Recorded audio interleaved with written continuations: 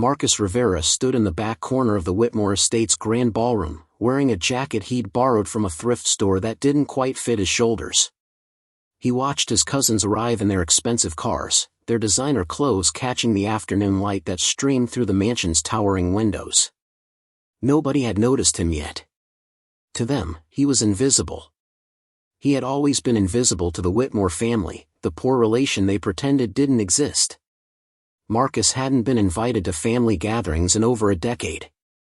He hadn't received Christmas cards or birthday wishes. When his mother died 3 years ago, not a single Whitmore had attended her funeral. But 2 weeks ago, a lawyer's letter had arrived at his tiny studio apartment, informing him that his uncle, Theodore Whitmore, had passed away and that Marcus was required to attend the reading of the will. Required. Not invited. Required. That word had puzzled him.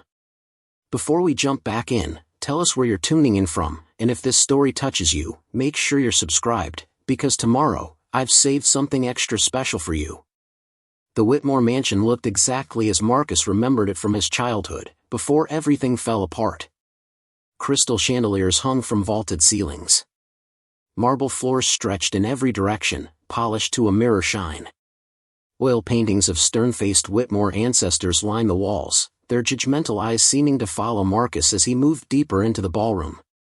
He could smell expensive perfume and cologne mixing with the scent of fresh flowers arranged in massive vases throughout the room. His cousin Victoria arrived first, dripping in pearls and walking with the confidence of someone who had never questioned her place in the world. She was followed by her brother James, who wore a suit that probably cost more than Marcus earned in 6 months. Then came cousin Patricia with her husband, both of them laughing about something Marcus couldn't hear. Finally, cousin Richard strutted in, already on his phone, probably making some business deal that would net him another few $100,000. None of them acknowledged Marcus. Victoria's eyes passed right over him as if he were part of the furniture. James was too busy checking his reflection in one of the ornate mirrors. Patricia and her husband were absorbed in their own conversation. Richard didn't look up from his phone at all. Marcus felt a familiar tightness in his chest, the same feeling he'd had as a child when his cousins would play together and deliberately exclude him. Back then, his mother would tell him it didn't matter, that family wasn't about blood but about love. But Marcus had always wondered why the Whitmores couldn't love him. What had he done wrong except be born to the wrong branch of the family tree? A distinguished older man in a gray suit entered the ballroom and cleared his throat loudly. He carried a leather briefcase and had the practiced, neutral expression of someone who had delivered news both good and bad to wealthy families for decades. This had to be Harrison Caldwell, the family attorney whose name had been on the letter Marcus received. "Good afternoon, everyone. My name is Harrison Caldwell, and I've been the Whitmore family attorney for 32 years. I'm here today to execute the last will and testament of Theodore Whitmore. If you would all please take a seat, we can begin." The cousins moved toward the ornate chairs arranged in a semicircle facing a grand piano that dominated one end of the ballroom. Marcus had forgotten about that piano. It was a Steinway concert grand, worth more than most houses. Uncle Theodore had been obsessed with it, though Marcus couldn't remember ever hearing him play. Victoria chose the center seat, as if already claiming her position as the primary heir. James sat to her right, Patricia and her husband to her left. Richard took the seat at the end, still scrolling through his phone. That left one empty chair at the far edge of the arrangement, clearly meant for Marcus. He walked over and sat down, feeling 4 sets of eyes finally notice his presence. Victoria's perfectly shaped eyebrows rose in surprise. James actually did a double take. Patricia whispered something to her husband. Richard finally looked up from his phone, his expression shifting from confusion to disgust. "Marcus Rivera," Victoria said slowly, as if testing out an unfamiliar word. "I didn't know you were still in the city." Her tone made it clear she wished he wasn't. Marcus nodded but didn't respond. He had learned long ago that engaging with his cousins only led to humiliation. Mr. Caldwell opened his briefcase and pulled out a thick document. He also retrieved a small digital recorder and set it on a nearby table. "Before we begin with the formal reading, I need to play a video message that Theodore recorded 3 weeks before his passing. He specifically requested that all potential heirs be present before this message is viewed. The attorney pressed a button on the recorder, but instead of audio, a large screen descended from the ceiling behind the piano. A projector hummed to life, and suddenly Uncle Theodore's face filled the screen. He looked older than Marcus remembered, his hair completely white, his face deeply lined. But his eyes were sharp and alert, and there was something in his expression that Marcus couldn't quite identify. A challenge, perhaps. Or maybe disappointment. If you're watching this, Theodore's recorded voice began, then I'm dead. Good. I was tired of dealing with all of you anyway. Victoria gasped at the bluntness. James shifted uncomfortably in his seat. Theodore's image on the screen leaned back in what appeared to be his study. Behind him, Marcus could see shelves filled with leather-bound books and various awards and certificates. For 40 years, I built the Whitmore fortune through careful investments and strategic business decisions. I turned a modest inheritance into an empire worth $200 million. And for 40 years, I watched my children and grandchildren circle like vultures, waiting for me to die so they could claim what I built. The 4 cousins in the expensive seats exchanged uncomfortable glances. Marcus sat perfectly still, wondering why he was included in this message. He had no claim to the Whitmore fortune. His mother had been cut off from the family decades ago. Theodore continued speaking, his voice growing harder. Victoria, you've been married 3 times, each time to a wealthier man than the last. You haven't worked a day in your life, yet you spend money like water. James, you've started 6 businesses using my money, and every single one has failed because you're too lazy to actually run them. Patricia, you and that husband of yours have been embezzling from the family trust for years. Yes, I knew about that. We'll discuss it later. And Richard, you're so obsessed with appearing successful that you've mortgaged your future on credit cards and loans you can't afford to repay. Richard's face turned red. Patricia looked like she might be sick. James stared at the floor. Victoria's perfectly composed expression cracked slightly. But there's one more heir you probably didn't expect to see today, Theodore said, and on the screen, his expression softened slightly. Marcus Rivera. My sister Catherine's son. The only member of his family who never asked me for a single dollar. The only one who actually worked for everything he has. The only one who visited Catherine during her final illness, because none of you could be bothered to see your own aunt before she died. Marcus felt every eye in the room turn toward him. His face grew hot with a mixture of embarrassment and anger. He hadn't visited his mother to impress anyone. He'd done it because she was his mother and he loved her. Theodore's voice drew their attention back to the screen. So here's what's going to happen. My entire estate, all $200 million, will go to one person. One of you 5 will inherit everything. The others will receive nothing. Absolutely nothing. The ballroom erupted in chaos. Victoria stood up, shouting that this was outrageous. James demanded to know the criteria for selection. Patricia was crying. Richard started pacing, his phone finally forgotten. Mr. Caldwell, the attorney, held up his hand for silence. Please. There's more. On the screen, Theodore smiled, but it wasn't a warm smile. It was the smile of a man who had set a trap and was waiting to see who would fall into it. The inheritance will be decided by a competition. A piano competition. You have 1 week to prepare. Next Monday, each of you will perform a piano piece of your choosing. I've hired 3 respected judges from the Metropolitan Conservatory of Music to evaluate your performances. Whoever plays the best will inherit everything. The silence that followed was deafening. Then Victoria laughed, a sharp, brittle sound. This is ridiculous. None of us are professional pianists. This is some kind of joke. It's not a joke, Mr. Caldwell said quietly.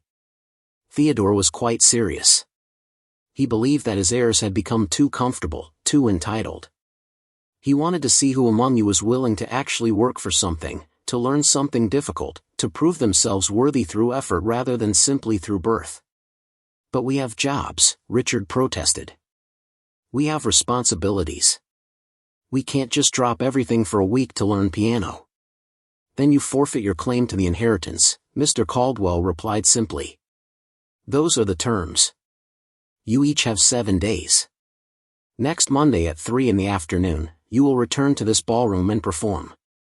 The 3 judges will score you based on technical skill, musical expression, and effort. Their decision will be final. James stood up, his face flushed with anger. What about Marcus? Why is he included? He's not even a real Whitmore. His mother was disowned decades ago. Marcus is named in the will, Mr. Caldwell said firmly. Theodore specifically included him. In fact, Theodore left a separate message for Marcus. Mr. Caldwell reached into his briefcase and pulled out a sealed envelope. He walked over and handed it to Marcus. The envelope was heavy, made of expensive paper. Marcus's name was written on it in Uncle Theodore's distinctive handwriting. Preparing and narrating this story took us a lot of time, so if you are enjoying it, subscribe to our channel, it means a lot to us. Now back to the story. Marcus, the attorney said quietly, Theodore wanted you to read this in private. But he also wanted me to tell you in front of everyone that he regretted how the family treated you and your mother. He regretted that he didn't stand up for Catherine when she needed him. This competition is his way of giving you a chance that you were never given before. Marcus took the envelope with shaking hands. He didn't know what to feel. Anger at being made part of this circus? Gratitude for finally being acknowledged? Confusion about why Uncle Theodore would include him at all? Victoria turned to face Marcus, her earlier surprise replaced by cold calculation. You can't actually be planning to compete. You don't have any musical training. This is clearly meant for those of us who grew up in this family, who understand what it means to be a Whitmore. Marcus looked at her, really looked at her, perhaps for the first time since they were children. He saw the desperation behind her expensive makeup. He saw the fear that her comfortable life might disappear.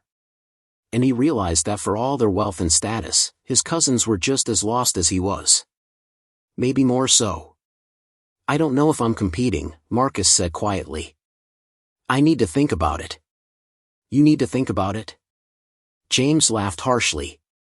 You'd be an idiot to pass this up. $200 million? I'd learn to play piano with my feet for that kind of money. That's exactly the problem, Marcus thought but didn't say.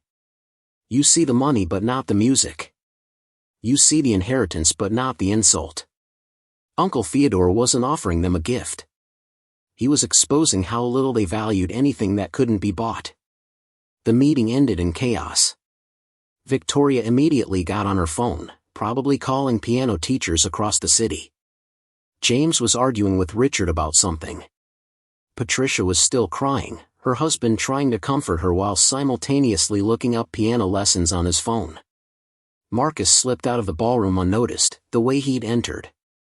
He walked through the mansion's corridors, past rooms he'd played in as a child, before his mother had the fight with Uncle Theodore that split the family apart. He still didn't know what that fight had been about. His mother had never told him, and Uncle Theodore had never explained. Marcus found himself in Uncle Theodore's study, the same room that had been visible in the video. It looked different in person, smaller somehow, but still impressive.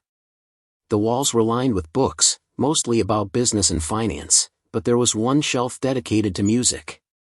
Biographies of composers, books about music theory, histories of the piano. On Uncle Theodore's desk sat a photograph Marcus had never seen before. It showed 2 children, a boy and a girl, sitting at a piano together. The boy was playing while the girl watched, her face lit up with joy. Marcus recognized his mother immediately, even though she couldn't have been more than 8 years old in the photo. The boy must have been Uncle Theodore, before life and ambition had hardened him into the cold businessman Marcus remembered. So they had played piano together as children. That explained the competition, but it also deepened the mystery. If Theodore and Catherine had shared this love of music, what had driven them apart? Marcus sat down at Theodore's desk and opened the envelope Mr. Caldwell had given him. Inside was a letter written in Theodore's careful handwriting, and underneath it, something else. A smaller, older envelope, yellowed with age. Marcus began to read the letter. Dear Marcus, if you're reading this, then you've just learned about my unusual will. I imagine you're confused, perhaps angry, certainly suspicious of my motives. You have every right to be. I was not a good brother to your mother, and by extension, I was not a good uncle to you. I let pride and stubbornness destroy the most important relationship in my life. Your mother Catherine and I were close as children. We both loved music, particularly the piano. Our father insisted we learn, though he himself had no musical ability. Catherine was naturally gifted. I had to work hard for every bit of progress. She could hear a melody once and play it back perfectly. I had to practice for hours to master even simple pieces. I was jealous of her talent, though I never admitted it. When we were teenagers, Catherine wanted to attend music school. She dreamed of becoming a concert pianist. Our father forbade it. He said music was a hobby, not a career. He wanted us both to join the family business. I obeyed. Catherine refused. She left home at 18 with nothing, determined to make her own way as a musician. For years, I resented her for abandoning the family. But the truth, which I can finally admit now that I'm dying, is that I envied her courage. She chose art over money, passion over security. She chose to be true to herself even when it cost her everything. I chose comfort and wealth, and I spent 40 years wondering if I made the right choice. Your mother never became a famous pianist. Life was hard for her. She had to take regular jobs to survive, and her musical dreams faded. But I know from mutual friends that she never stopped playing. She played for small audiences in community centers and churches. She played for patients in hospitals. She played for children, including you. She used her music to bring joy to people, even though she never became rich or famous from it. I built an empire and died alone, wondering what it was all for. She built a life of meaning and died surrounded by love. Who really succeeded? This competition is not about the money, Marcus. It's about effort. It's about being willing to work hard for something difficult. It's about choosing to pursue beauty even when it's easier to pursue comfort. Your cousins have never worked hard for anything in their lives. I gave them everything, and in doing so, I made them weak. I made them entitled. I made them into people who measure worth in dollars rather than deeds. I don't expect you to win this competition. You have no formal training, and 1 week isn't enough time to learn what takes years to master. But I wanted to give you the choice your mother never got from our father. I wanted to give you the resources to pursue something difficult, to prove to yourself that you're capable of more than anyone, including yourself, has given you credit for. The smaller envelope contains something your mother left with me for safekeeping many years ago, before our final argument. She asked me to give it to you when you were old enough. I was too proud and stubborn to do so while she was alive, a failure I will regret for whatever comes after this life. I hope you can forgive an old fool who learned wisdom too late. Whether you choose to compete or not, I want you to know that I always admired your mother's courage. And I see that same courage in you. Sincerely, Theodore Whitmore. Marcus sat in the quiet study for a long time, the letter resting on his lap. Then he picked up the smaller envelope and carefully opened it. Inside was a folded piece of sheet music, the paper brittle with age. The title at the top read Song for Marcus, and underneath, in his mother's handwriting, composed by Catherine Whitmore Rivera. His mother had written a piece of music for him. Marcus unfolded the sheet music completely and examined it. The notation was complex, beyond anything he could currently play, but he could see the love and care in every measure. His mother had poured her heart into this composition, creating something beautiful just for him. And he had never known it existed. Marcus felt something shift inside his chest. This wasn't about the money.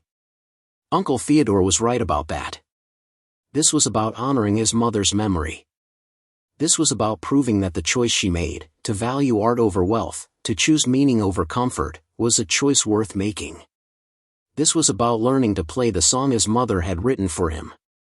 Marcus stood up from the desk and walked to the library section dedicated to music. He pulled out a basic piano instruction book and opened it to the first page. He had 7 days to learn enough piano to perform his mother's composition. 7 days to transform from someone who had never played a note into someone who could honor his mother's gift. It was impossible. Absolutely impossible. But Marcus was going to try anyway. He left the study carrying the sheet music in the instruction book. As he walked back through the mansion toward the exit, he passed the ballroom where the piano still sat, waiting. Marcus paused at the doorway and looked at the magnificent instrument. 7 days from now, he would sit at that bench and play. He would probably fail. His cousins, with all their resources and ability to hire the best teachers, would likely perform better than him. But he would know that he tried. He would know that he worked hard for something difficult and beautiful. He would know that he made the choice his mother made, to value the music over the money. Marcus walked out of the Whitmore mansion into the fading afternoon light. He had 7 days to learn a lifetime of music. He had 7 days to prove he was his mother's son. The competition had begun. Marcus took the bus back to his neighborhood because his old car had broken down 3 weeks ago and he hadn't had the money to fix it. The bus was crowded with people heading home from work, and Marcus had to stand, holding the overhead rail with one hand while clutching his mother's sheet music in the other. He was afraid it might get damaged in the crush of bodies, so he held it against his chest like a shield. The other passengers probably thought he was crazy, holding a piece of paper like it was made of gold. In a way, it was. It was worth more to Marcus than all of Uncle Theodore's millions. When Marcus finally reached his studio apartment, it was nearly dark.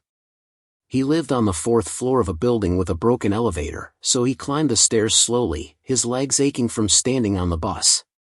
His apartment was small, just one room with a tiny bathroom and a kitchenette in the corner. The paint was peeling. The radiator clanged at night. The windows didn't close properly, so traffic noise filtered in constantly. But it was his, paid for with money he earned working 2 jobs. During the day, Marcus worked as a hospital orderly, helping transport patients and deliver supplies. At night, he worked as a security guard at an office building downtown. Between both jobs, he averaged about 5 hours of sleep a night. He was always tired, always struggling to pay bills, always one emergency away from disaster. But he had never asked the Whitmores for help.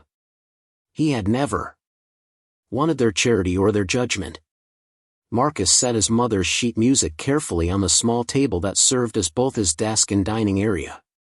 He made himself a simple dinner of rice and beans, eating while he studied the basic piano instruction book he'd taken from Uncle Theodore's library. The book was old, published in 1987, but the fundamentals of piano hadn't changed. Marcus read about hand position, about reading music notation, about the relationship between the keys and the notes on the staff. It was like learning a new language, except he only had 7 days to become fluent enough to speak it in front of judges. After dinner, Marcus sat at his table and stared at his mother's composition. He couldn't read it yet. The notes were too complex, the rhythms too advanced. But he could see patterns in the way she'd written it. He could see places where the melody repeated, where themes developed and transformed. His mother had been telling a story in music, and Marcus was determined to understand what she'd been trying to say. The next morning, Marcus called in sick to both his jobs. He'd never done that before, not in the 5 years he'd been working at the hospital or the 3 years at the security company. His supervisors sounded shocked when he said he needed the week off. Marcus felt guilty about lying, but he couldn't explain the truth. How could he tell them he was competing for a $200 million inheritance by learning to play piano in 7 days? They'd think he'd lost his mind. Maybe he had. Marcus spent an hour online researching piano teachers who might be willing to take on an emergency student. Most were too expensive or already fully booked. The few who had openings wanted to know his musical background. When Marcus admitted he'd never played piano before, they politely declined. Learning an instrument took years, they explained. 7 days wasn't enough time to learn anything meaningful. One teacher actually laughed when Marcus explained the situation. You're competing against people who can afford the best instructors in the city, probably people who've had at least some piano lessons as children. Even if I could teach you the basics in a week, which I can't, you'd have no chance of winning. Just take whatever consolation prize they're offering and move on. But there was no consolation prize. Uncle Theodore's will was clear. Winner take all. Marcus hung up the phone and looked around his tiny apartment, feeling the weight of impossibility settling on his shoulders. Then his eyes fell on his mother's photograph, the only picture he had of her, sitting on the shelf above his bed. She was smiling in the photo, younger than Marcus could remember her being, holding a cheap keyboard someone had given her. She'd played that keyboard for years, even though the keys stuck and the sound was tinny.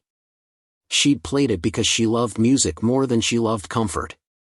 If she could keep playing on a broken keyboard, Marcus could learn piano in 7 days. He just needed to find someone willing to teach him. Marcus grabbed his jacket and left his apartment. There was a community center 3 blocks away that offered various classes and programs for neighborhood residents. Marcus had passed it hundreds of times but never gone inside. He'd always been too busy working. The center was housed in an old church building, its red brick facade faded but still dignified. Inside, the entrance hall was covered with flyers advertising ESL classes, job training programs, youth basketball leagues, and senior citizen lunch programs. Behind a desk sat an older woman with kind eyes and hair pulled back in a neat bun. She looked up when Marcus entered and smiled. "Good morning. How can I help you?" Marcus approached the desk, suddenly feeling foolish. "Do you have any music programs? Piano lessons, maybe?" The woman's smile widened. "We do have a small music room. We offer group piano lessons for children on weekends, and sometimes we have volunteers who give private lessons. Are you interested in learning?" "I need to learn a specific piece in 7 days," Marcus said, then immediately regretted being so blunt. It sounded absurd when he said it out loud. The woman's eyebrows rose, but her smile didn't fade. "That's quite ambitious. May I ask why the rush?" Marcus hesitated, then decided that honesty might be his only option. "My uncle died and left a complicated will. There's a piano competition in 7 days. I need to learn to play well enough to at least not embarrass myself." "I know it sounds crazy." The woman studied him for a moment, her expression thoughtful. "What's your name?" "Marcus. Marcus Rivera." "Well, Marcus Rivera, my name is Dorothy Chen, and I've been running this community center for 23 years. In that time, I've heard a lot of stories, some stranger than yours. Let me make a phone call." Dorothy picked up her desk phone and dialed a number from memory. While she waited for someone to answer, she said to Marcus, "We have a volunteer who comes in sometimes to tune our piano and occasionally teaches. He's a retired music professor. Very talented, very patient, but also very particular about his students. He doesn't teach just anyone." "Hello, Leonard?" Dorothy said into the phone. "It's Dorothy Chen at the community center. I have someone here who needs piano lessons." "Yes, I know you're not taking new students, but I think you should meet this one." She paused, listening. Then she smiled. "His name is Marcus Rivera, and he needs to learn piano in 7 days." Dorothy listened for a moment longer, then laughed. "I know how it sounds. But I have a feeling about this one. Can you come down here?" She hung up and looked at Marcus. "He'll be here in 20 minutes. Leonard Washington is one of the best piano teachers in the city, though he retired from the conservatory 5 years ago. If he agrees to help you, you'll have a chance. If he doesn't, well, at least you tried." Marcus waited in the community center's lobby, watching children come in for after-school programs and elderly residents arrive for their lunch program. The center was warm and welcoming, full of life and purpose. It reminded Marcus of the places his mother used to play, spaces where music was shared freely rather than performed for profit. Exactly 20 minutes later, an elderly black man walked through the door carrying a worn leather satchel. He was tall and thin, with white hair and a neat goatee. He moved with the careful dignity of someone whose body had aged but whose mind remained sharp. He spotted Dorothy immediately and walked over to her desk. "Dorothy," he said, his voice deep and melodious. "What kind of impossible task are you trying to rope me into now?" Dorothy grinned and gestured to Marcus. "This is Marcus Rivera." "Marcus, this is Leonard Washington, the best piano teacher you'll ever meet if he decides you're worth his time." Leonard turned to study Marcus with eyes that seemed to see everything. He looked at Marcus's borrowed jacket, his worn shoes, his calloused hands from years of physical labor. He looked at the way Marcus stood, slightly defensive but also determined. "Marcus," Leonard said finally, "tell me why you want to learn piano in 7 days. Not the surface reason about the inheritance. The real reason." Marcus pulled out his mother's sheet music and carefully unfolded it. "My mother wrote this for me. She died 3 years ago, and I never knew this existed until yesterday. I want to play it for her. I want to honor what she created. I want to prove that her choice to value music over money was the right choice, even if the world told her otherwise." Leonard took the sheet music and examined it carefully. His expression changed as he read through the notation. After a long moment, he looked up at Marcus with something like respect in his eyes. "Your mother was Catherine Rivera?" Marcus nodded, surprised. "You knew her?" "I heard her play once, many years ago, at a community concert. She was remarkable. Technically skilled, but more than that, she played with genuine feeling. She made you believe that music mattered, that it was worth sacrificing for." Leonard handed the sheet music back to Marcus. "This piece is too advanced for someone with 7 days of training. Even if you practiced 8 hours a day, you couldn't master this." Marcus felt his heart sink, but Leonard wasn't finished speaking. "However, we can create an arrangement, a simplified version that captures the essence of what your mother composed while being technically achievable. It won't be the full piece, but it will honor her intention. Will you help me?" Marcus asked, afraid to hope. Leonard was quiet for a moment. Then he said, "I stopped teaching 5 years ago because I was tired of students who only cared about technique, about passing exams and winning competitions. They played the notes but ignored the music. But you want to learn for the right reasons." "Yes, Marcus. I'll help you. But you need to understand what you're committing to. 7 days means 7 days of intensive work. You'll practice until your fingers bleed. You'll work harder than you've ever worked at anything. And even then, you'll probably lose to your cousins who can hire expensive teachers and have more time to practice. Can you accept that?" "I can accept anything except not trying," Marcus said. Leonard smiled, and it transformed his entire face. "Then we start now. Dorothy, can we use the music room?" "Of course," Dorothy said. "It's all yours." Leonard led Marcus down a hallway to a small room at the back of the building. Inside was an upright piano that had seen better days. The finish was scratched, and some of the keys were slightly yellowed. But when Leonard sat down and played a quick scale, the sound was warm and true. Someone had taken good care of this instrument despite its age. "Sit down," Leonard instructed, gesturing to the bench beside him. Marcus sat, suddenly nervous. He'd never been this close to a piano before. The keys looked like teeth, white and black, ready to bite anyone foolish enough to touch them without knowing what they were doing. Leonard began with the absolute basics.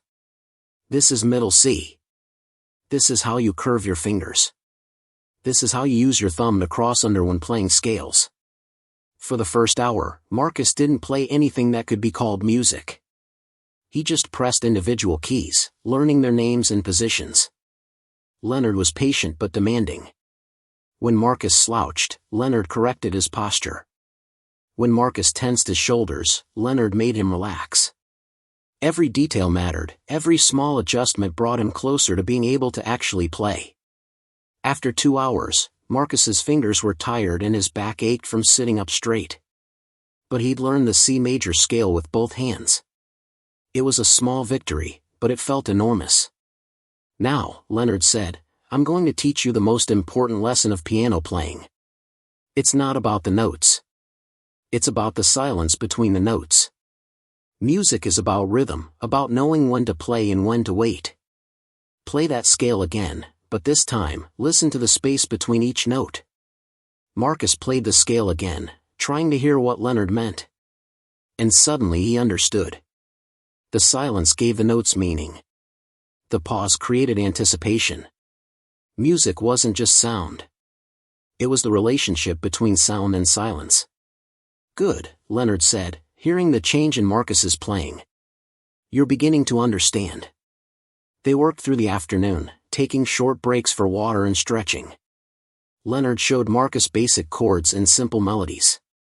He explained music theory in ways that connected to things Marcus already understood. Rhythm is like breathing, Leonard said. Harmony is like colors mixing to create new shades. Melody is like a story with a beginning, middle, and end. By evening, Marcus could play a simple version of Twinkle Twinkle Little Star with both hands. It wasn't impressive, but it was music. He was actually creating music. Leonard pulled out his phone and recorded Marcus playing. Listen to this, he said, playing back the recording. Marcus heard his own playing, hesitant and mechanical, but undeniably real. Now listen to this, Leonard said, and played the same melody himself. The difference was staggering. Leonard's version sang. The notes flowed naturally, connected by feeling and intention. Marcus's version was just notes in sequence. Hear the difference? Leonard asked. That's what we're working toward. Not just playing the right notes, but making those notes mean something. Tomorrow we'll begin working on your mother's piece. I'll spend tonight creating a simplified arrangement. The day after that, a week from now, you're going to walk into that mansion and play music that honors your mother's memory. Marcus wanted to believe him, but doubt gnawed at his confidence. What if 7 days isn't enough? What if I fail? Then you fail, Leonard said simply. But you'll fail knowing you worked hard for something beautiful. That's better than succeeding at something meaningless. Marcus went home that night with his fingers sore and his mind overwhelmed with new information. He couldn't afford to eat dinner, so he made toast and sat at his table, looking at his mother's original composition. Tomorrow, Leonard would give him a version he could actually learn. Tomorrow, the real work would begin. Marcus set an alarm for 5 in the morning. If he was going to have any chance of succeeding, he needed every available minute for practice. As he lay in bed, Marcus thought about his mother and Uncle Theodore, 2 people who had loved music but made different choices about how to live their lives. One chose security and lost meaning. The other chose meaning and lost security. Maybe, Marcus thought as he drifted towards sleep, there was a third choice. Maybe you could choose both. Maybe you could find a way to honor what you loved while still surviving in a world that didn't always value beauty. That was what Marcus was fighting for. Not just the inheritance, though $200 million would certainly solve his survival problems. He was fighting for the possibility that his mother's choice hadn't been wrong. That art mattered. That music had value beyond what it could earn. That beauty was worth pursuing even when it was difficult.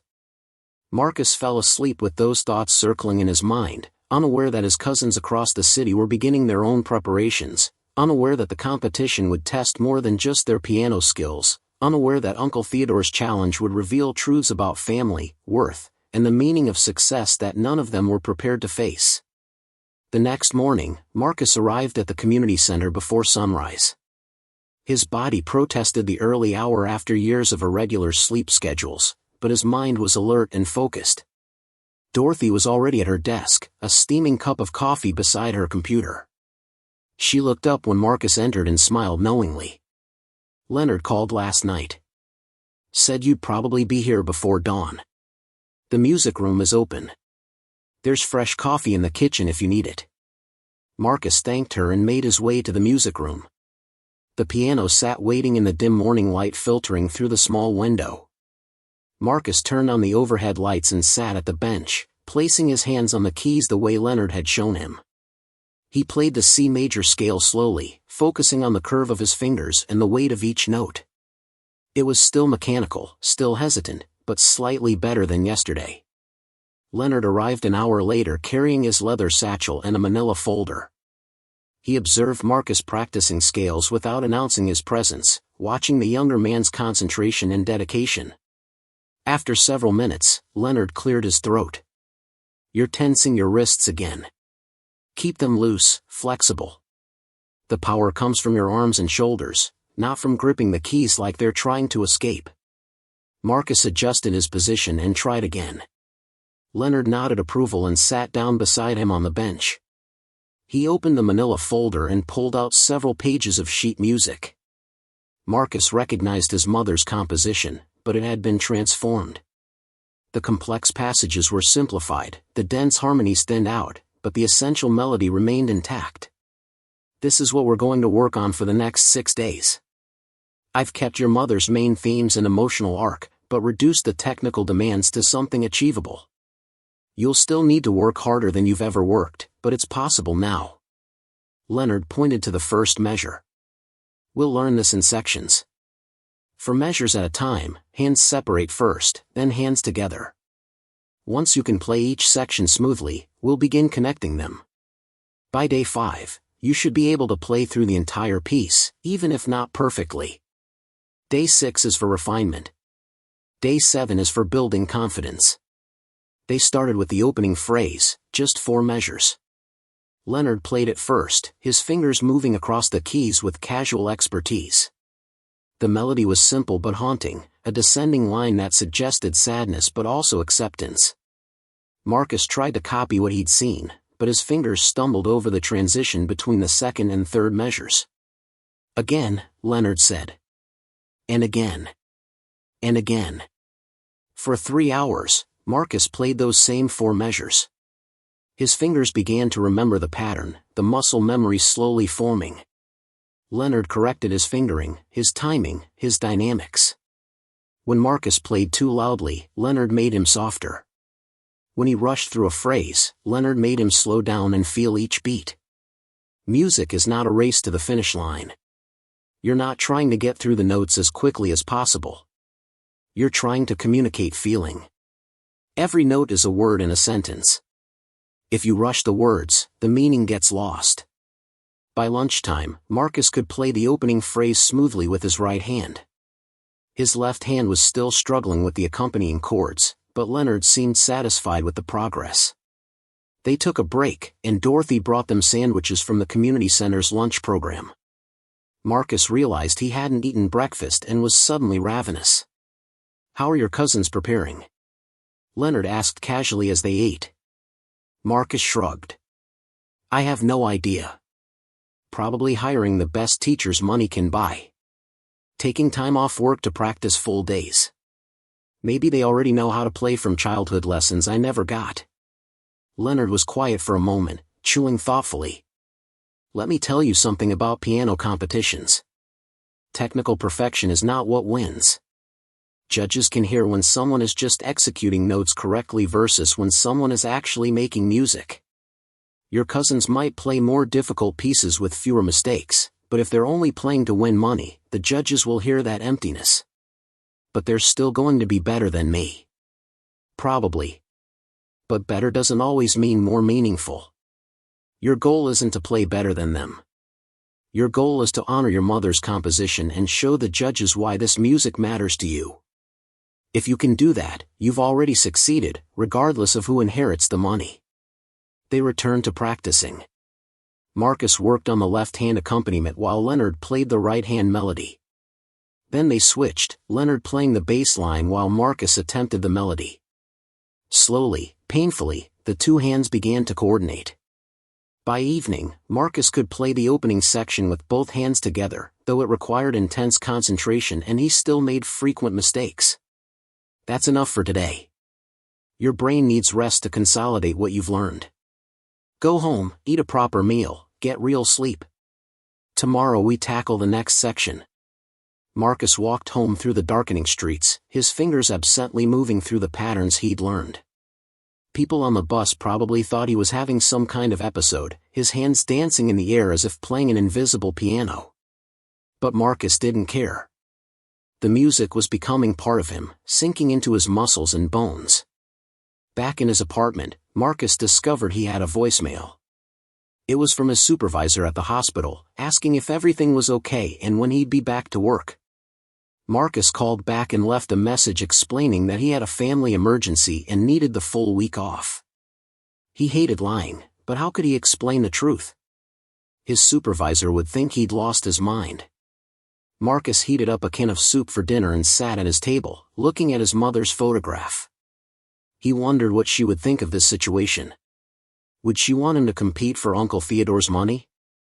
Would she approve of him learning her composition in such a rushed, frantic way? Or would she tell him to forget the whole thing and go back to his normal life? But Marcus knew the answer. His mother had always encouraged him to try, to reach for things that seemed impossible. She'd worked 3 jobs to keep them fed and housed, never complaining, never giving up. She'd played her cheap keyboard until the day she died because music mattered to her more than comfort or rest. If she could keep playing despite everything, Marcus could learn this piece in 7 days. The next 3 days blurred together in a haze of repetition and incremental progress. Marcus arrived at the community center each morning at dawn and stayed until Leonard insisted he leave in the evening. His world narrowed to the piano, the sheet music, and Leonard's patient instruction. The outside world faded away. His apartment, his jobs, even his cousins and the competition became distant abstractions. Only the music was real. On day 3, Marcus could play through the entire first half of the piece. His hands still stumbled occasionally, and his timing wasn't perfect, but the melody was recognizable. Leonard seemed genuinely pleased with his progress. You have musical intuition. That can't be taught. You inherited it from your mother. On day 4, they tackled the second half of the composition. This section was more technically demanding, with faster passages and more complex harmonies. Marcus's fingers ached from the repetition, and he developed a small blister on his right thumb from pressing the keys. Leonard made him stop and bandage it, then adjusted his hand position to prevent further injury. Pain means you're doing something wrong. The piano should never hurt if you're playing correctly. By day 5, Marcus could stumble through the entire piece from beginning to end. It wasn't good. There were mistakes in every section, hesitations, wrong notes, awkward transitions. But it was complete. He had learned his mother's composition in 5 days.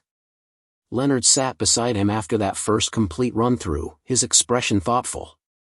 Now comes the hard part. We've built the skeleton. Now we need to give it flesh and breath. We need to transform these notes into music that means something. For the next 2 days, they worked on interpretation. Leonard taught Marcus about phrasing, about building tension and release, about the emotional arc of the piece. He explained how dynamics could transform the same notes from aggressive to tender, how timing could make a phrase feel urgent or contemplative. Your mother structured this piece around a conversation. The opening is a question. The middle section is a struggle to find answers. The ending is an acceptance that some questions don't have answers, but we can still find peace. You need to make the judges hear that journey. Marcus practiced articulating each phrase, making the melody sing above the accompaniment, shaping the dynamics to support the emotional content. Slowly, painfully, the mechanical playing began to transform into something that resembled actual music. Leonard recorded Marcus's practice sessions and played them back, pointing out where the feeling was genuine and where Marcus was just executing notes. Here, you're telling the truth. The music breathes. But here, you're thinking about your fingers instead of the emotion. The audience can hear the difference. On day 6, Saturday, Leonard brought in 2 friends from his days at the conservatory. They were both retired music professors, and they sat in the small music room while Marcus played through his mother's piece. It was the first time Marcus had performed for anyone except Leonard, and his hands shook so badly he could barely hit the correct keys. He made mistakes he hadn't made in days, rushing through passages he knew well and forgetting entire phrases. When he finished, the silence in the room was excruciating. Marcus stared at his hands, fighting the urge to run from the building and never come back. Then one of Leonard's friends, an elderly woman with silver hair, spoke.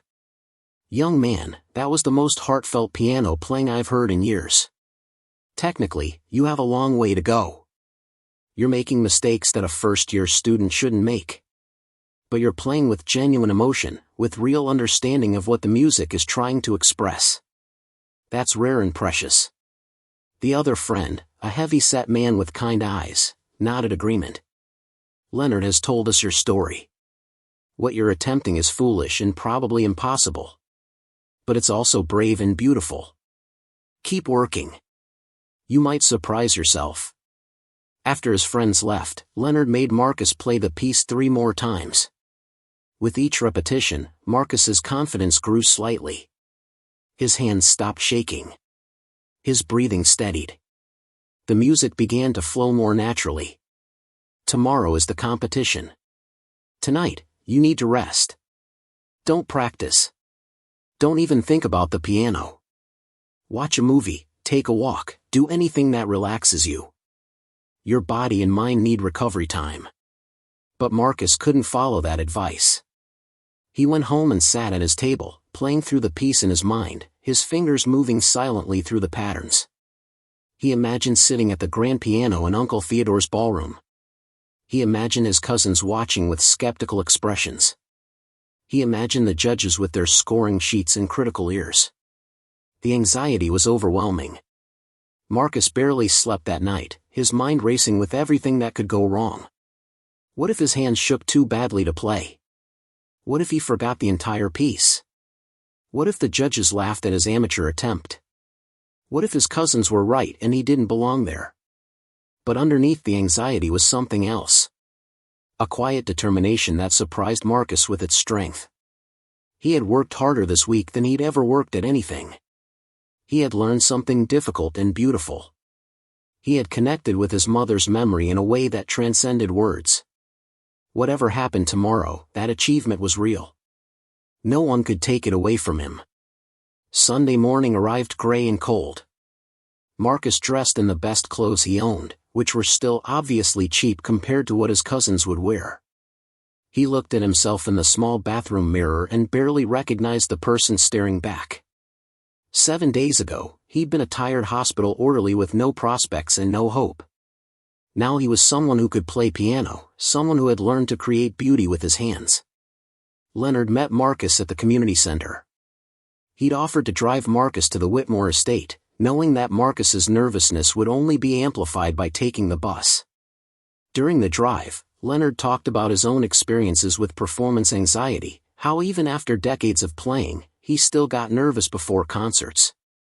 The fear never goes away completely. You just learn to use it. Fear sharpens your focus. It makes you care about what you're doing. The day you stop being nervous is the day you stop trying. They arrived at the Whitmore estate an hour before the competition was scheduled to begin. The circular driveway was already filled with expensive cars. Marcus recognized his cousin's vehicles, along with several others that probably belonged to the judges and other observers. Leonard parked on the street and turned to Marcus. "Remember what I told you. You're not competing against your cousins. You're honoring your mother. Play for her, not for the inheritance." Marcus nodded, unable to speak past the tightness in his throat. They walked up the long driveway together, Leonard carrying his leather satchel like a general carrying battle plans. The mansion's front door was open, and Marcus could hear voices and movement inside. His stomach churned with anxiety. In the grand ballroom, the scene was much more elaborate than it had been at the Will reading. The piano had been moved to the center of the space, positioned so the performer would face the judge's table. 3 serious-looking individuals sat at that table, studying papers and speaking quietly to each other. Rows of chairs had been set up for observers, and Marcus was surprised to see they were nearly full. News of this unusual competition had apparently spread through the city's music community.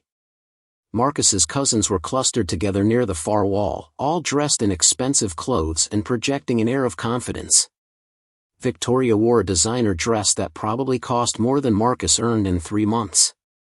James was in a tailored suit, looking like he'd just stepped out of a board meeting. Patricia had obviously spent hours on her hair and makeup. Richard kept checking his watch, as if he had more important places to be. When Victoria spotted Marcus entering with Leonard, her expression shifted from boredom to contempt.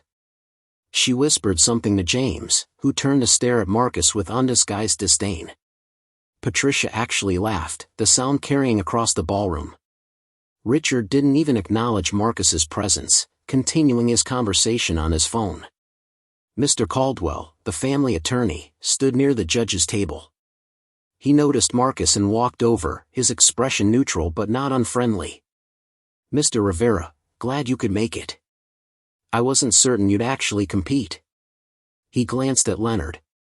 "And you've brought a guest?"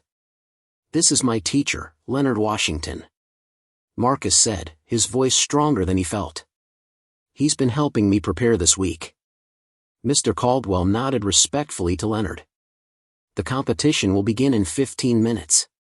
We'll proceed in alphabetical order by first name, which means James will perform first, followed by Marcus, then Patricia, Richard, and finally Victoria. Each performer will have up to 10 minutes for their piece. The judges will score based on technical execution, musical expression, and overall impact. Their decision will be final and binding." Marcus felt his anxiety spike. He would be second, which meant little time to settle his nerves but also meant he wouldn't have to wait through everyone else's performances. Leonard guided Marcus to seats in the third row, positioning them so Marcus could observe the piano and the judges without being too close. The ballroom gradually filled with more observers. Marcus recognized some music critics from local newspapers, probably invited to witness this unusual event. There were also several elderly individuals who looked like they might be friends of Uncle Theodore, curious to see how his unconventional will would play out. Dorothy from the community center slipped in and sat near the back, giving Marcus an encouraging wave. At precisely 3 o'clock, Mr. Caldwell stood and addressed the room. "Good afternoon, everyone.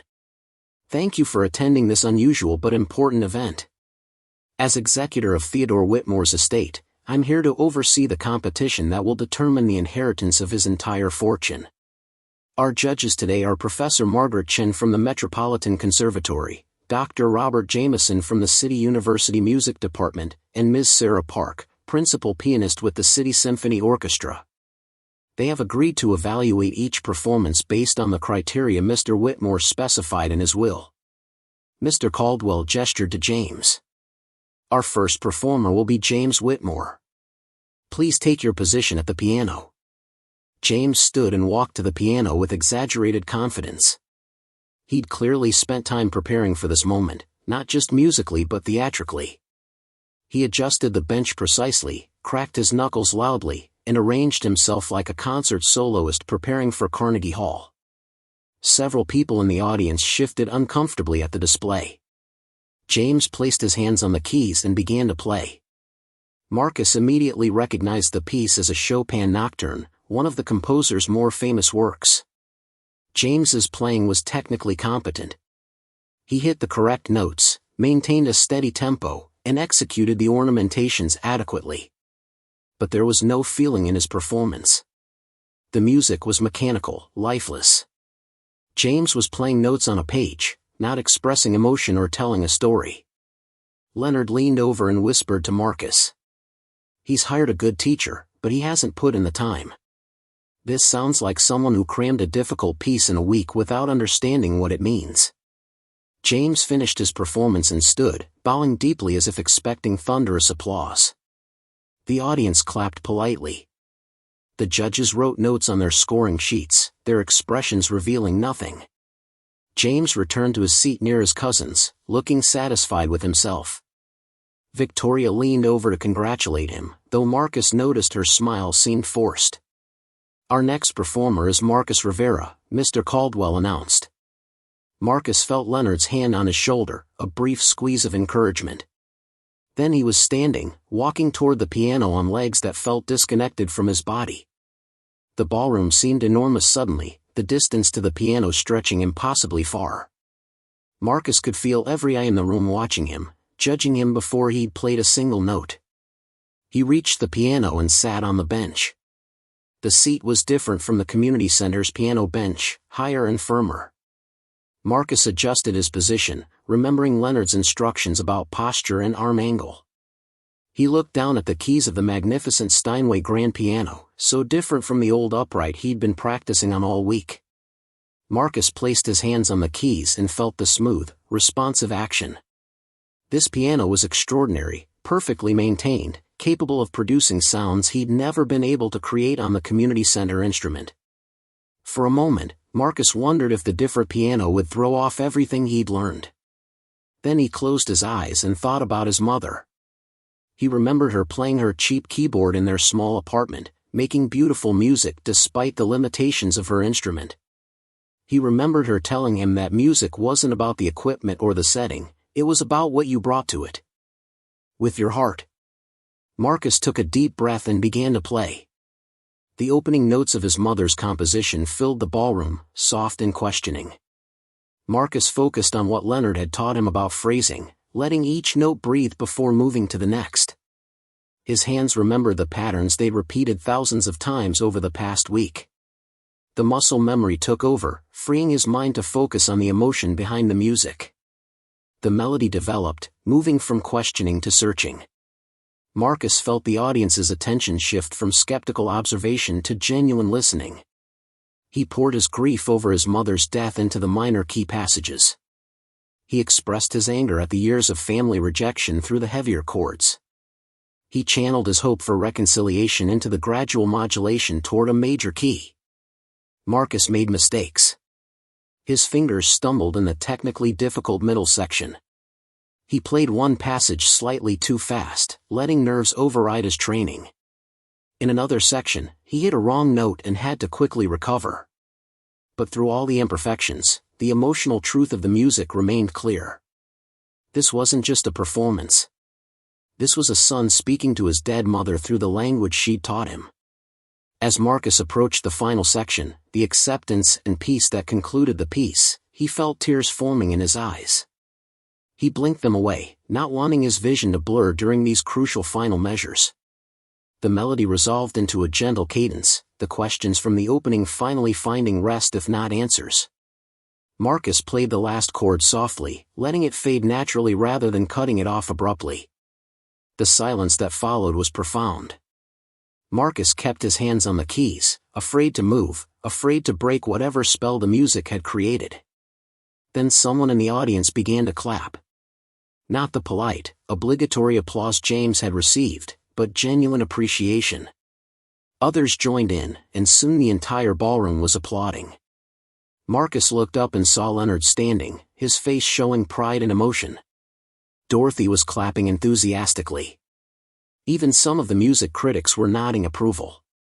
The judges were writing furiously on their scoring sheets, their expressions more animated than they'd been during James's performance. Professor Chen, the woman from the conservatory, was looking at Marcus with undisguised interest. Marcus stood from the piano bench on shaking legs and managed a brief, awkward bow before walking back to his seat.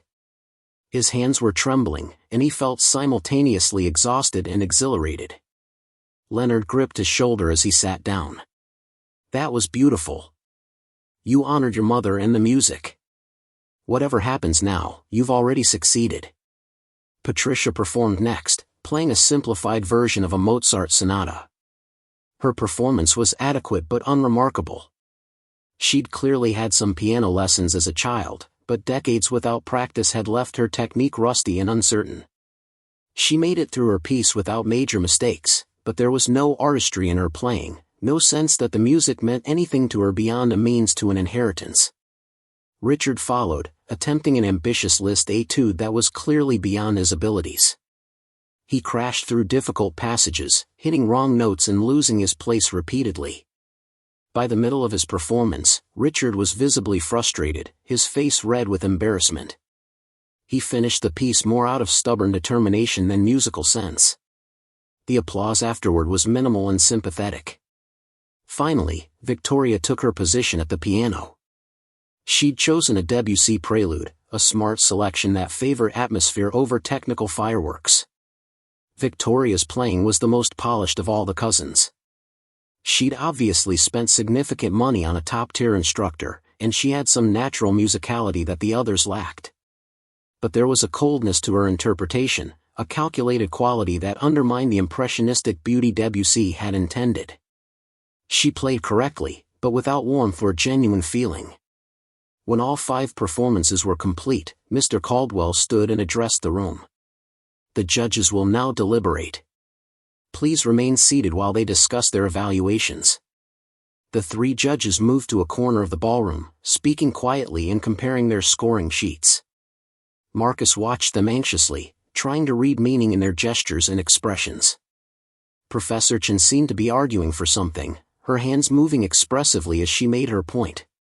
Dr. Jameson listened thoughtfully, nodding occasionally. Ms. Park reviewed her notes carefully, checking and rechecking her scores. The deliberation took nearly 20 minutes. Marcus's cousins grew increasingly agitated, whispering among themselves and shooting hostile glances at Marcus. Victoria kept smoothing her dress nervously. James's confident expression had faded into worried uncertainty. Patricia was crying quietly, her makeup running. Richard paced near the wall, unable to sit still. Finally, the judges returned to their table. Professor Chen, apparently the senior judge, stood to deliver their verdict. Mr. Caldwell, she began, we've completed our evaluation of the 5 performances. This was a unique and challenging assignment. The competitors had varying levels of prior training and different amounts of time to prepare. We've tried to judge fairly based on the criteria specified in Theodore Whitmore's will. The room was absolutely silent. Marcus could hear his own heartbeat thundering in his ears. Based on technical execution alone, Victoria Whitmore delivered the most polished performance. However, technical execution was only one of 3 criteria. Musical expression and overall impact were equally important. Professor Chen paused, looking at each of the 5 cousins in turn.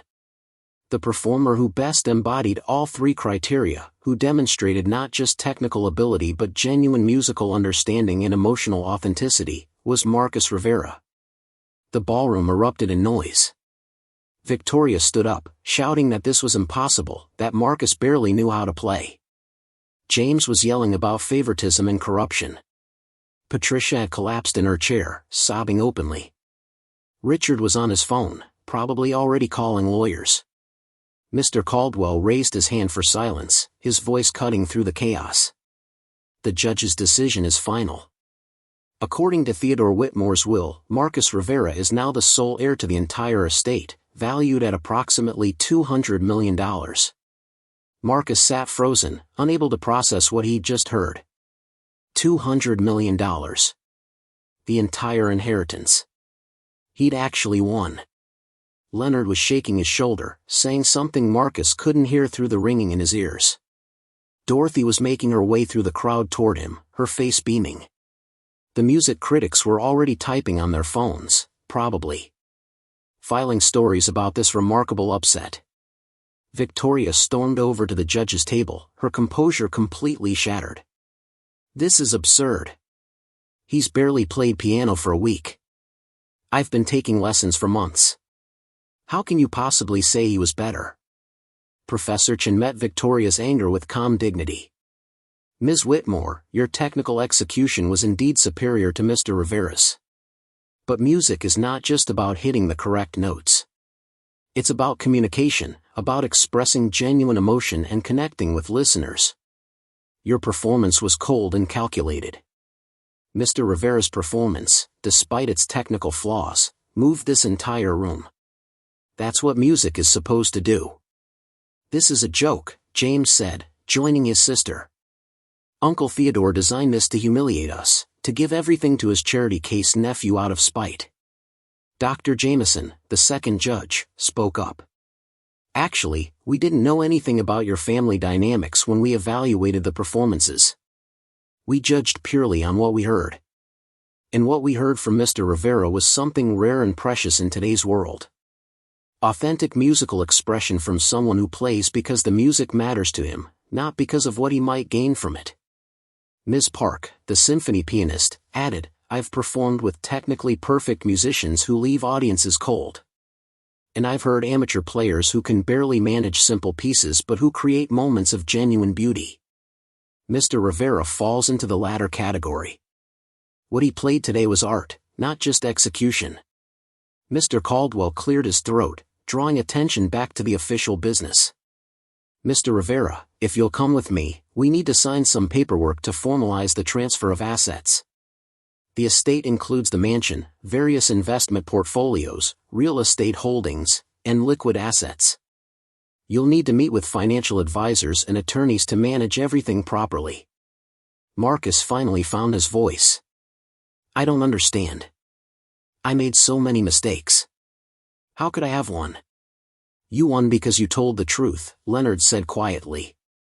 "You played music that meant something to you, and everyone in this room felt that truth. That's more valuable than technical perfection." Marcus stood on unsteady legs and followed Mr. Caldwell out of the ballroom. Behind him, he could hear his cousins arguing with the judges, with each other, with anyone who would listen. Their voices faded as Marcus walked through the mansion's corridors, the same hallways he'd walked as an invisible child decades ago. In Uncle Theodore's study, Mr. Caldwell had documents spread across the desk. As Marcus signed paper after paper, his hands still shaking from the performance and the shocking announcement, he kept expecting someone to tell him this was all a mistake. But Mr. Caldwell calmly explained each document, each transfer of assets, each new responsibility Marcus was accepting. "You're now one of the wealthiest individuals in the city," Mr. Caldwell said.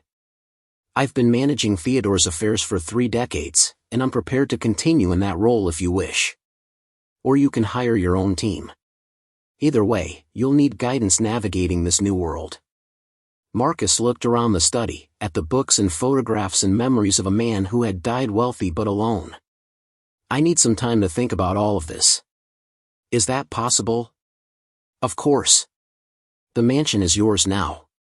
You can stay here or return to your current residence. Take whatever time you need to process this change." 6 months passed before Marcus truly understood what Uncle Theodore had intended. The money changed everything and nothing simultaneously. He kept his studio apartment for weeks, unable to accept that the mansion was actually his. Leonard continued teaching him piano, refusing payment but accepting Marcus's friendship. They practiced together 3 times weekly, not for competitions but for the simple joy of making music. Marcus established the Catherine Rivera Foundation, dedicating $50 million to providing free music education for underprivileged youth. Dorothy's Community Center received new instruments and a renovated music wing. Scholarships went to talented students who couldn't afford conservatory tuition. Marcus hired Leonard as the foundation's artistic director, finally giving the retired professor the resources to help struggling musicians citywide. His cousins contested the will for months, but every legal challenge failed. Eventually, Victoria stopped calling. James moved abroad. Patricia and her husband faced embezzlement charges. Richard declared bankruptcy. The family that had rejected Marcus for decades disappeared from his life entirely, and he discovered he didn't miss them. Marcus moved into the mansion but transformed it completely. He opened rooms that had been closed for years, filling them with light and purpose. The grand ballroom became a recital hall where young musicians performed monthly. The library became a resource center for music students. Uncle Theodore's study remained unchanged except for one addition. Marcus placed his mother's photograph beside the childhood picture of Theodore and Catherine at the piano.